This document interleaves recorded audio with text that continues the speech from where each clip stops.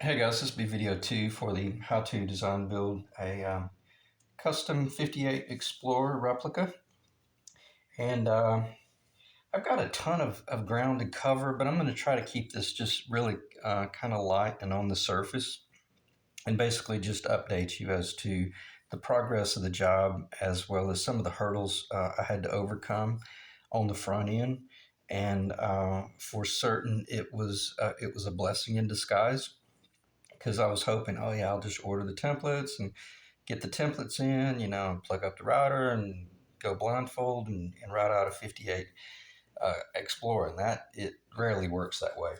And it did not work that way in this instance. So let's talk about the bad stuff first, or nothing related to this job, but the hurdle that I had to overcome. The first hurdle was, as I just mentioned, I wanted to just order a set of templates. I didn't really have the interest in getting a set of plans, although, I didn't have a problem with it. But the two different vendors that I was considering for templates both had like a 10 to 14 day turnaround time. And it was really frustrating because well, I won't go there, but it wasn't apparent that in their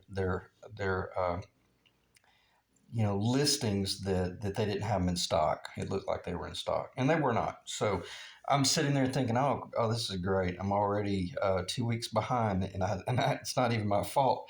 So I did back up and punt, and I went online and I had verified this source before. This guy's in the UK, I'm pretty sure, but he does AutoCAD designs, and I can't remember the name of his website. I'll get it, but nonetheless, this was a PDF file online, and it was specifically titled as an authentic 58. And it's even there's a revision for the drawings, has the headstock, has the funky weird headstock options if you wanted to go that route. So once I got to looking at the AutoCAD, the PDF file, I was really able to expand it and look at the pitch of things like this line right here, the the curves down here. It's more rounded, even though it's not showing up right here. It's cut off. It's over here on this side, but it's a little bit more rounded than the more modern ones. And also this wing is just a little bit more pronounced on the authentic late 50s design. So once I saw his drawings, I knew for a fact I know exactly what I'm going to do. I'm gonna download his PDF file, go to my local print shop, and have them print off per like blueprint specifications, the drawings in actual size. And I spent about 20 minutes with the kid at the print shop because apparently he had never done this before. But nonetheless, it was really cool. He figured it out. We couldn't print it off in like one full size guitar, so we printed it off chopped up, as I just mentioned. But it didn't matter because where he ended his cut here, he picked up exactly on that spot. So if I needed to, I could tape them together. I don't, because as I explained to him, I said I just need the body, and then I'll make my own template, and then I just need the headstock because I'll make my own neck. I could make this thing a 7 string, or I could make it a 12 string if I wanted to. All I need to know is that location right there. It's called the body join. So when you're building your guitar, just know that from that body join right there, you can build anything you want from there down. Either direction, any neck you want, any body you want. And you might think, well, yeah, everybody knows that. Well, we might know it, but sometimes we get so covered up in the complexities of what it is we're doing, we forget about the real simple things. Like, I don't have to pay $120 for a set of acrylic template. MDF templates from some guy in XYZ state, and it's 2 weeks turnaround time. And then I looked at some of the online information, and everyone was like, "Oh man, that was a rip off. The quality of the machining for the templates was really poor. The turnaround time was lousy. Blah blah." There was just a lot of negativity behind that. And what it led me to realize was most likely that's someone that just has a woodwork shop with a CNC machine, but they're not a guitar builder. Or maybe they think they are, but they don't really understand the critical importance of building per historical specs. The guy that drew these plans, he clearly understands that stuff. Let me pause. I need to get a drink of water, so I'll be right back. Okay, so I say all that to say this. When you're getting ready to do a job like this where you know that it's really got to be spot on, don't be afraid to just make your own templates. Because a lot of times there's going to be little imperfections that you won't realize until you get the templates in the house, and you'll be out 120 bucks or you'll be out 80 bucks or whatever you're out. It would have been a waste of time because what I've already done is I've already ordered the acrylic, in a 30-inch by 48-inch long piece, and I was able to order that size template. I actually got two. I got one in a quarter of an inch thickness, and I got one in a 3/8 of an inch thickness. So for the amount of money for just one big sheet, I'll be able to cut out probably three or four guitars, necks, and headstocks, and all sorts of like little templates for building jigs and stuff, like routing templates and things like that, for the same price that I would have paid for a poor set of templates made out of MDF from somebody that probably don't even know what the heck they're doing. So I did just that, and as soon as this was coming out of the printer, I told the guy, I said, "Well, what we've got to do is I'll know for certain whether or not you've printed this off properly by scaling the distance across that body joint." And it was just ever so slightly over 2 3/16 of an inch, and that's historically accurate. That's the same as my Stuart McDonald Les Paul template, the 59 Les Paul. And I like using these templates kind of in tandem with my other builds, even though it's a Les Paul. Doesn't matter. It's a one, and this one's was it 29 30 seconds, I believe. No, it's not that big. 19 30 seconds. It's a little bit under 1 3/4, and then it's just a little bit over 2 3/16 of an inch right there. Not much, just barely, but it's a 16-inch that joins the body at the 16th fret. I mean, this one joins the body at the 19th fret. Total different world, so you gotta be real careful there. But when you're using templates from a different guitar project. So I got the acrylic coming, and then I'll build my own templates. And the cool thing about that, I got part of the wood ordered tonight, or late this afternoon. I got the body wood ordered, and to give you an idea of what a project like this will set you back, I think after taxes and shipping and everything, close to 350 bucks just for the body wood, just the body.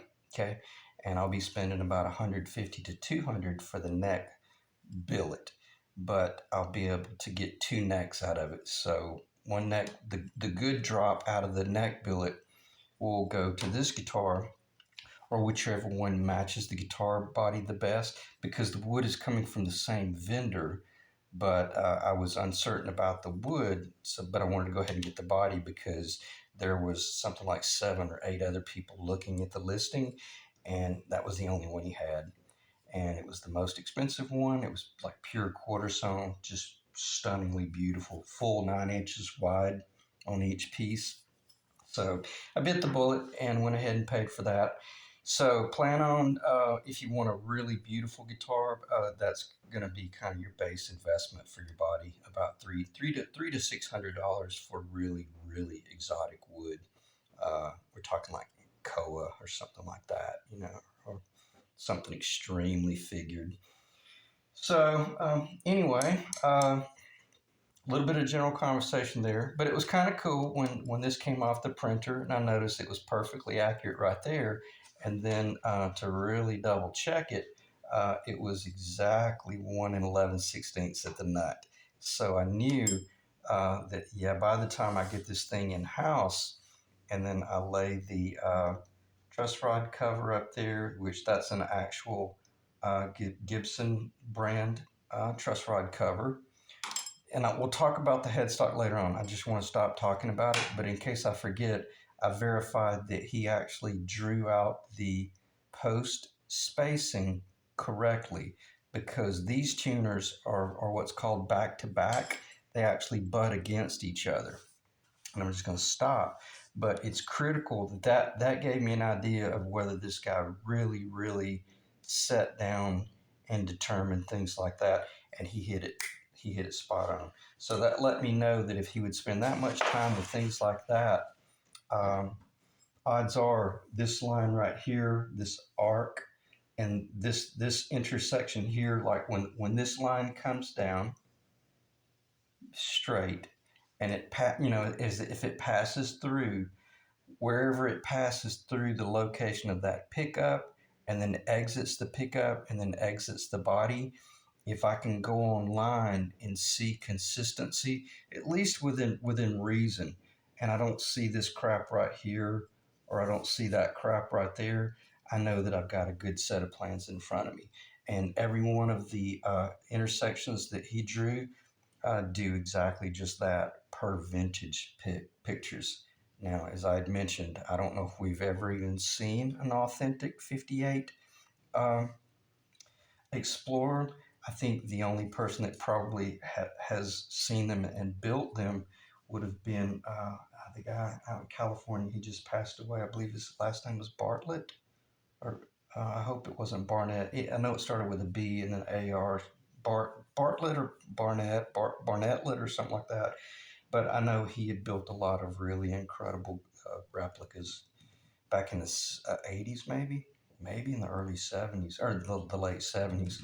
But he has probably handled one. So anyway, the reason I'm being kind of long-winded about this is because I've never built this guitar, and there aren't many 58 Explorers hanging on the wall at the local pawn shop or music store. So this is one of those things.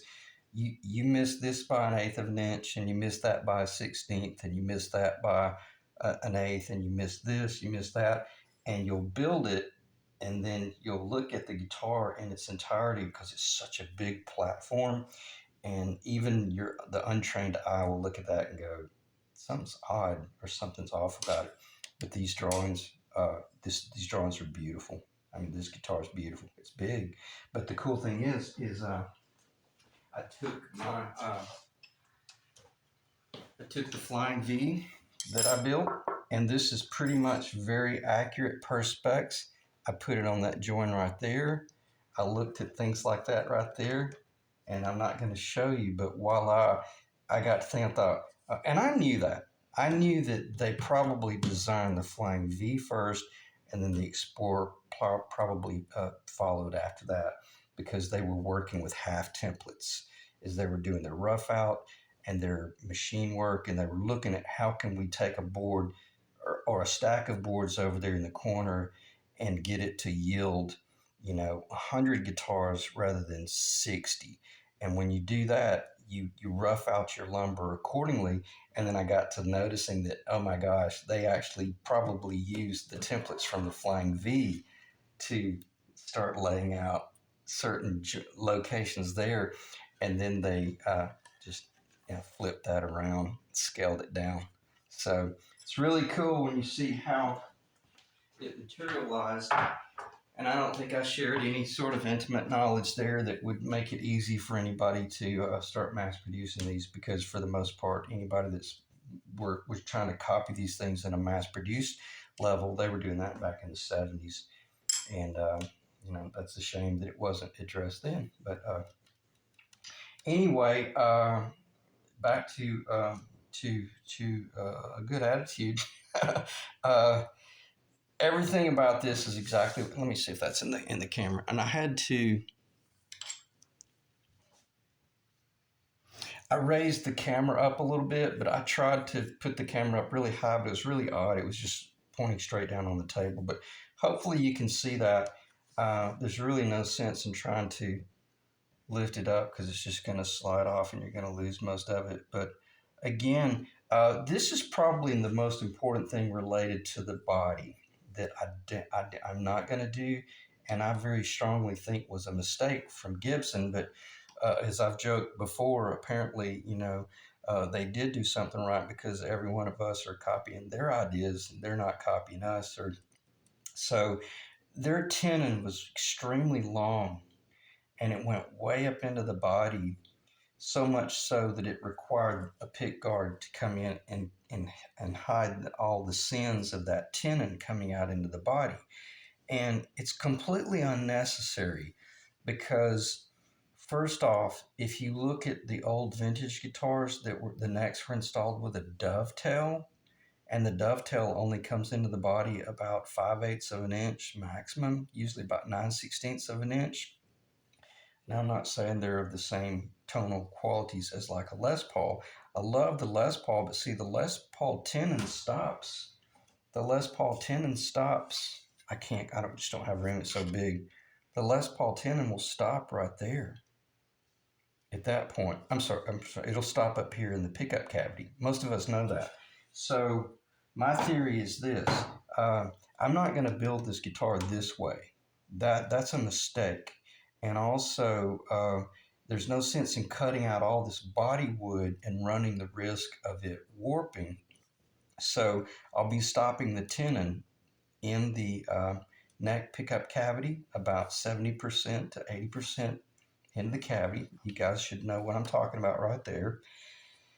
And it'll be the exact same, tenon, Flying V tenon, Les Paul tenon, you name it, but I'll just stop it back here. Where I'm going this is, since we're building a custom guitar, and I'm going to try to keep this job very simple for the client, because I do not want to overload them with, hey, I got an idea, let's do this, or we could do this, or I could do that. Next thing you know, he was excited thinking that he's getting a particular guitar, and then I start presenting all of these options and overloading a client that really doesn't think on this level, and most people don't think on this level. But all I'm getting at is, since I am shortening that tenon into the pickup cavity up here, it would allow us to make our own custom pick guard, because I'll be making my pick guard custom, to fit this body and everything. So the pick guard could go straight. Okay, that should make sense. In other words, and I just want to keep talking about the body here, even if we don't talk about the headstock, but just for the last 5 minutes. But just, look at your pictures, and we all know that on the old 58s, the pick guard goes all the way up to this point right here. Why? Because they were covering up that tenon route. And why in the, what did they do that? I don't know. That makes no sense. If anything, if they're thinking about from a production standpoint, uh, if they had have stopped the tenon up here in the neck pickup cavity, then they would have used a lot less material for their pick guards. Would have been much more efficient. That's a lot of waste. All of that cutout right there and all that cutout right there. So, and was it beautiful? Was it unnecessary? Were they hiding glue lines? I don't know. Maybe they were. I do know that the original guitar, the glue line did not join on the center of the body. It joined about an inch to an inch and a half above it. So they were probably hiding a glue line, as well as hiding a tenon exposure right there. Because let's say the figure on this wood is insanely different from the figure up here, or maybe it had a black streak in it, then that's probably what it was. They were, covering themselves in that respect, that it allowed them to just show the real beautiful part of the wood right there and not worry about a contrast. Even though back here, the Korina, which is also called Limba, it's amazing. It's some of the most beautiful wood as far as joining. You could join 3 or 4 boards and lay them on the table, and you almost can't even tell that they're glued up until you've pulled the board up and you look at the board from the end. You guys know what I'm talking about, the glue join.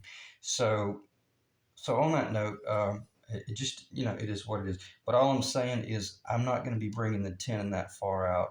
So just kind of let that be in the back of your head, Sam, that I'm not saying we should, but if we wanted to, once we expose all of this beautiful wood, you might want to see the wood in here and just have the pick guard go straight across. And I'm gonna stop because would I do that? Um, even if it were my own personal guitar, I'm not even 100% confident that I would just run the pick guard straight. I probably would just go ahead and bring it up in here just because that's traditional. If especially if I was building a spot on you know what replica. So if that were the case, yeah, I would bring it up in there. So where else? I'm gonna go ahead while I've got the can of worms opened up. I'm gonna go ahead and discuss this as well. That way we can just get it behind us. Another option would be we know this is going to be your traditional control layout, and I don't want to, again, present any or too much options. But from a functional player's standpoint, I'm not crazy about this design. I don't like that way down there. And that's okay. It's not my guitar. It's irrelevant. It doesn't matter. Some guys, the way they play their guitar, they may love that and that may work out well. If that's the case, then that's cool. Let's leave it right there.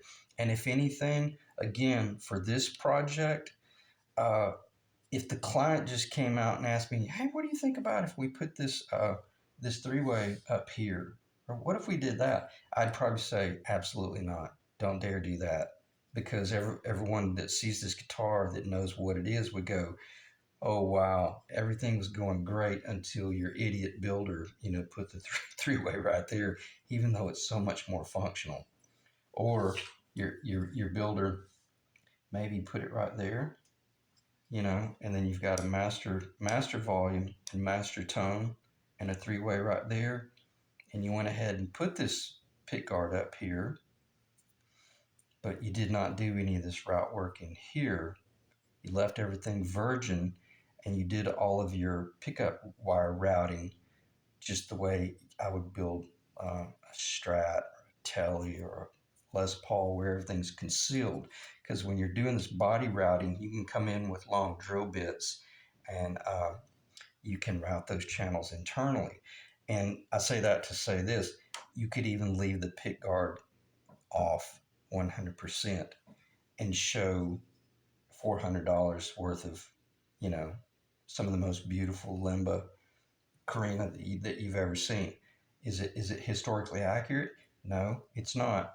But it's such that if someone wanted to put a pick guard up there and they wanted to put that there, they could send the guitar back to me, and then I could do all that machine work, and then put put the volume rather than having the master volume and the master tone.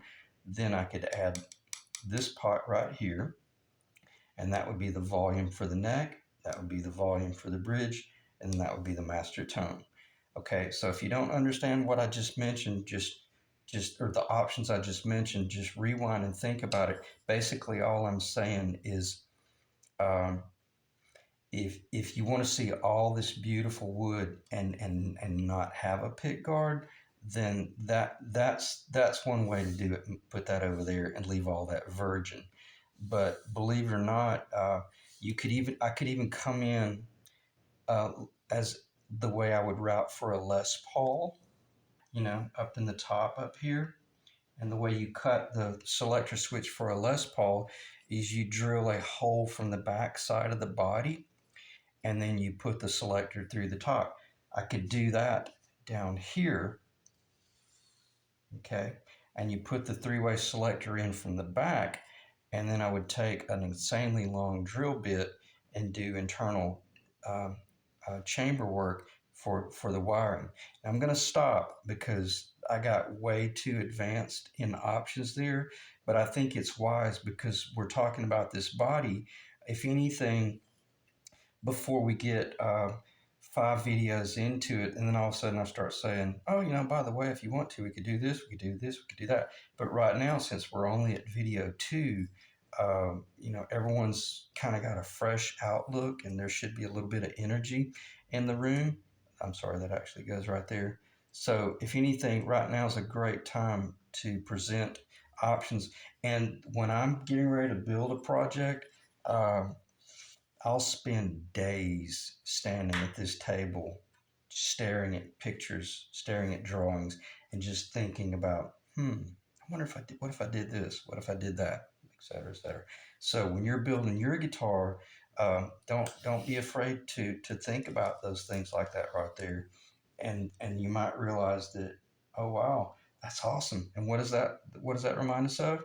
That's a Telecaster, buddy. Okay. And that's an incredible location from a player's standpoint.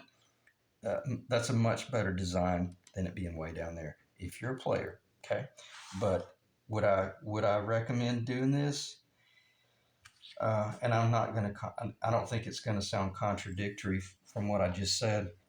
I probably would not do what I just said. I would probably just do this traditional design and go ahead and do the the pick guard.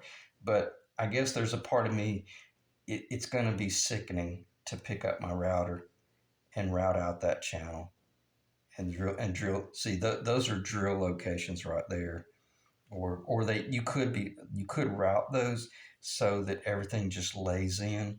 Keep in mind, this was a production guitar. They didn't have time to feed wires through little channels and fish hook them and pull them through. They had to be able to put this thing together and put it down and put what, 2, 4, 5, 6, 7 screws in it, and basically go from a block of wood to a guitar that's basically near ready to plug in and play. So that's the difference between being a production builder and a custom builder. When you're a custom builder, you can do things like spend 2 hours laying out a jig to run a 24-inch long drill bit through the body and guarantee that when you enter down here, you can guarantee exactly where you'll exit up here, and never expose any route work. And I do that a lot when I'm presenting really beautiful woods.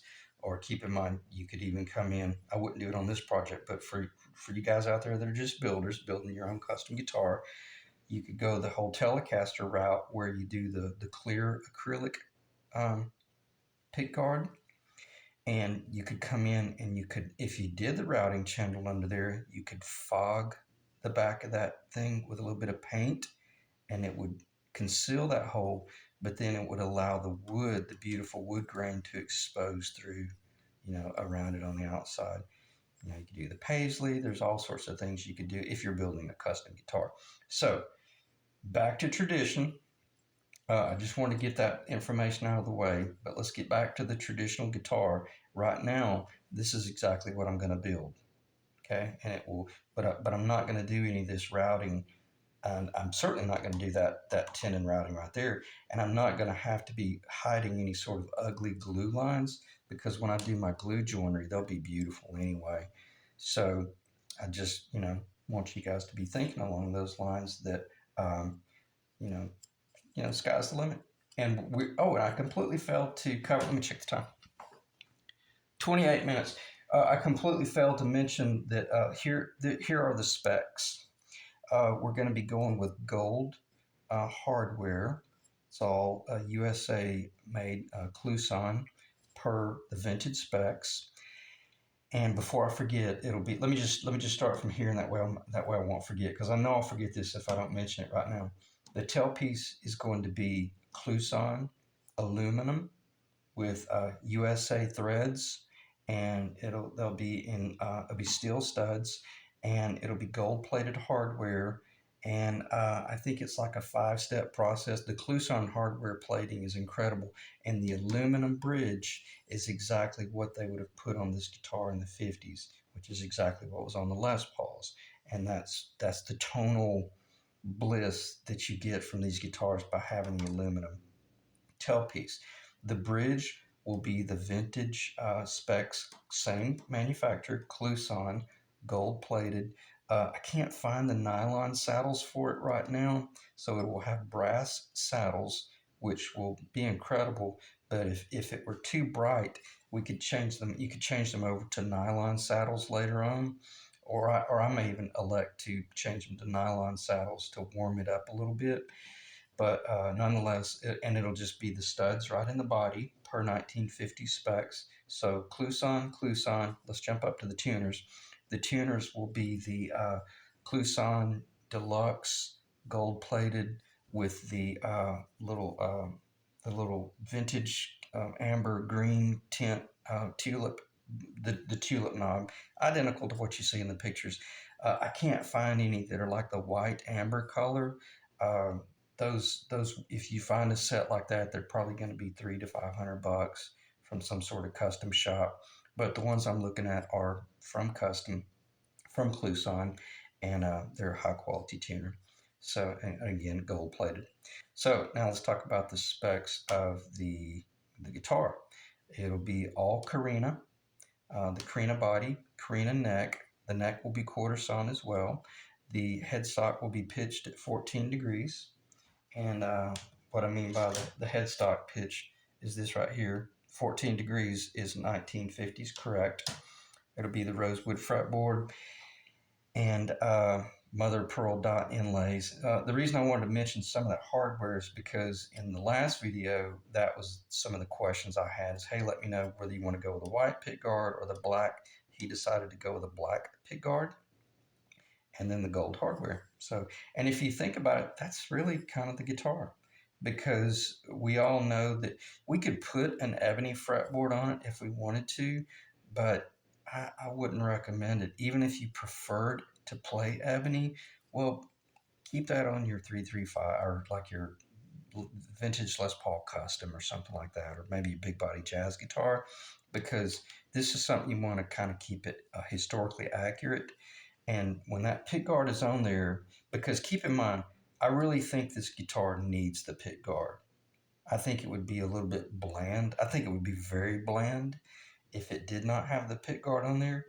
And since the client and I both agree the black is just going to be so stellar with the gold, um, I just mentioned that you could leave the pick guard off if you're building your own guitar, and then you would have to reconfigure how you did all that machine work. Okay.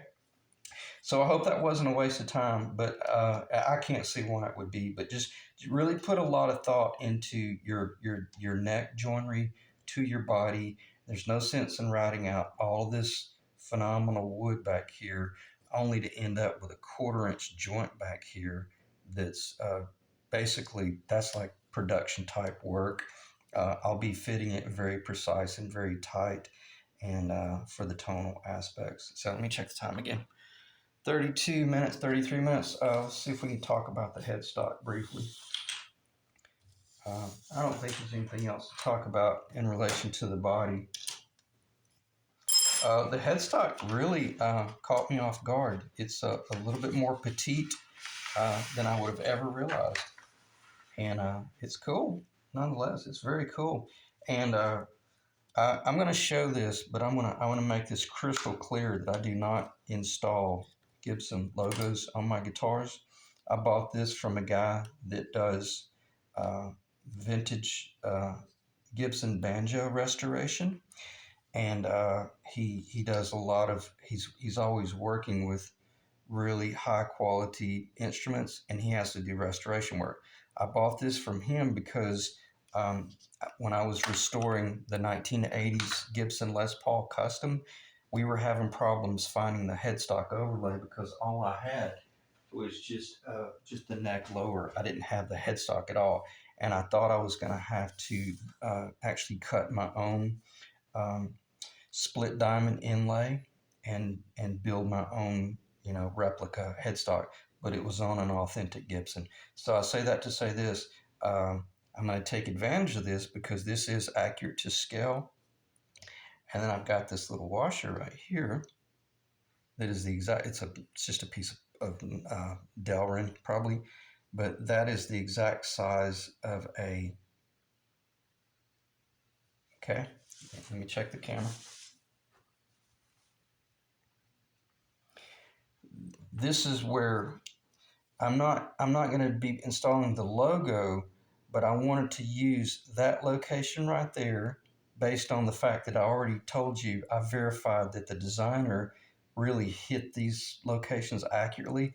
If he had have spaced these too far and he had this washer out here and I didn't verify, and he had that last location out there, and then I didn't verify these point to point, the post spacing, and then I thought, oh crap, I got to extend this headstock, not because I'm doing the Gibson logo, but because I just want it to be the correct size.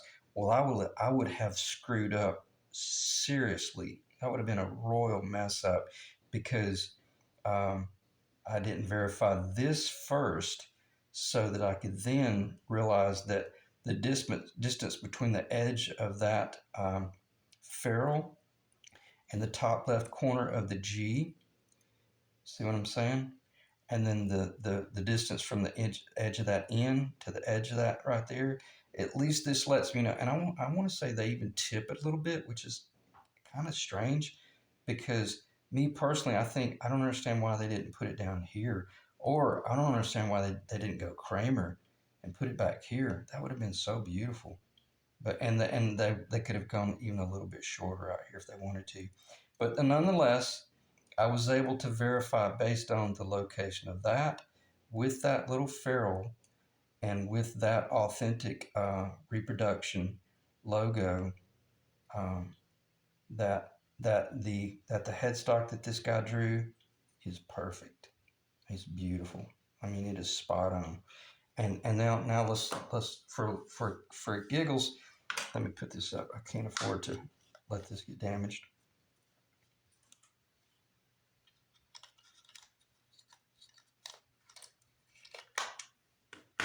All right, what was I going to do? Oh yeah, I was going to compare my freehand headstock design to his. And it's funny. Mine is wider. Mine is wider right here. It's fatter. But truth be known, if I were building this guitar for myself, I'd put my headstock on it. I like my headstock. There's just more mass there. Again, but you can see how mine's a little bit shorter right there, I think. Yeah.